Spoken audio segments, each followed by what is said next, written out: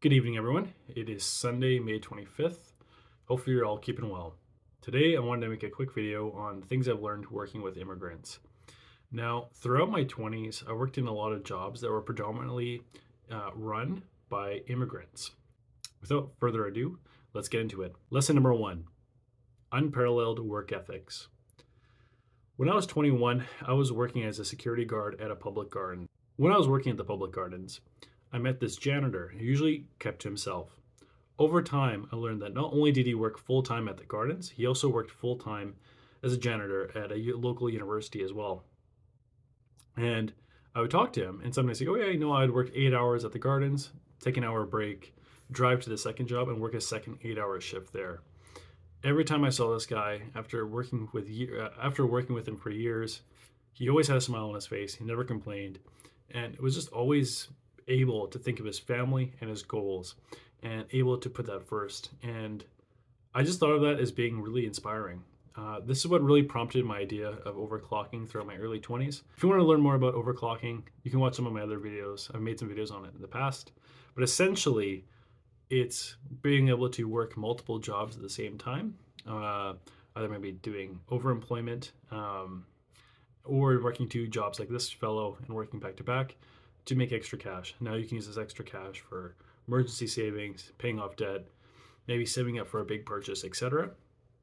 Now, I don't recommend doing this for, decades at a time like this guy, but if that you have the energy to do so and you have the willpower, you can do it. And I think that's what really inspired me. It's like, this guy came here to Canada with nothing, and he just had determination to be successful for his family, and he's able to do so just by working crazy hours, and he's able to build a solid financial future, which I'll get into in a second, and really just make something of himself while not speaking the language fluently. So that's really impressive.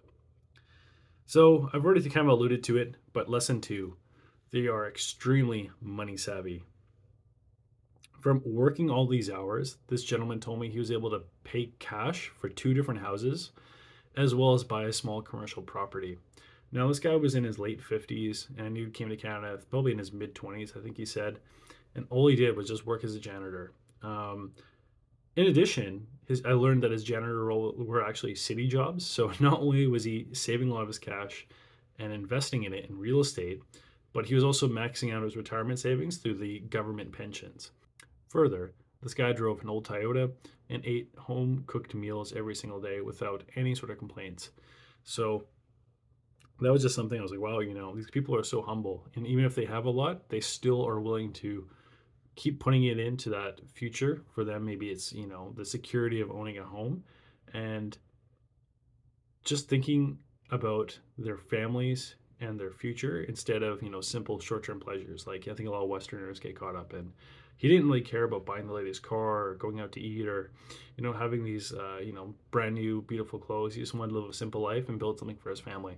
I found that really, really commendable. Now, to do all of this, he needed some sort of support network, and that's lesson number three. This guy and many immigrants I've observed working my various jobs throughout my 20s had deep-rooted family support networks. They didn't have a culture of, hey, you turn 18, it's time to head out the door and, live life on your own, right? Mom and dad want the house back, get out and live your life. No, these people, the immigrants I've met and talked to, they encourage their kids to not only go to post-secondary school, but to live at home. Now, if you do this until you're 22 and you're really smart with your money, you might have enough for a down payment for at least a condo. Now, this is a big leg up versus, your Western counterparts, which might be getting out of school in debt $50,000, $70,000, $100,000 in debt and have no savings, right? So this is a huge advantage. And if you can do it, then I definitely recommend, doing that with your family. Maybe it's changing in Western society, but at least when I was going to school about 10 years ago, there was still a mentality of, you got to make it on your own, right? But I look around now and I just think, I see the prices of rent, I see the price of groceries, I see what I spend on my own, takeout or, going out for coffee or whatever. I'm like, oh my God, how can a young person do this, right? So if you have the ability to stay at home and go to school, do it, like without hesitation. Speaking of family, I noticed that a lot of these people have strong community networks, and this is lesson number 4. Immigrants tend to have a lot stronger communal and familial ties versus their Western counterparts.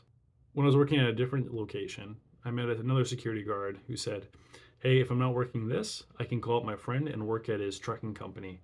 And, if he doesn't have work, I can go and call my other friend who also owns a trucking company and just to be paid as like a day laborer." And when I talk to other kind of people born in Canada or other Westerners, I don't see that same ambition. They say, "Hey, I just work my 9 to 5, I go home and I'm done."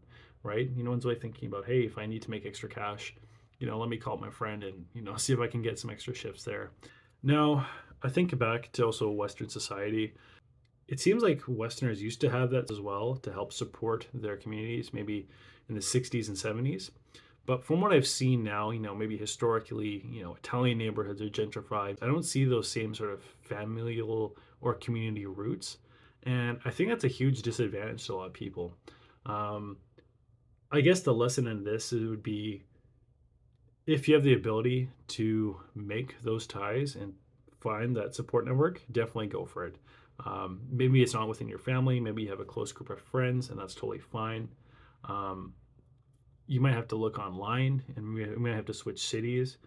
But if you can get that kind of community based around your ideologies, I think that's really going to help you. So, yeah, that's just a quick video. These are the 4 things I've noticed about working with immigrants and how they maximize the opportunity that they've been given.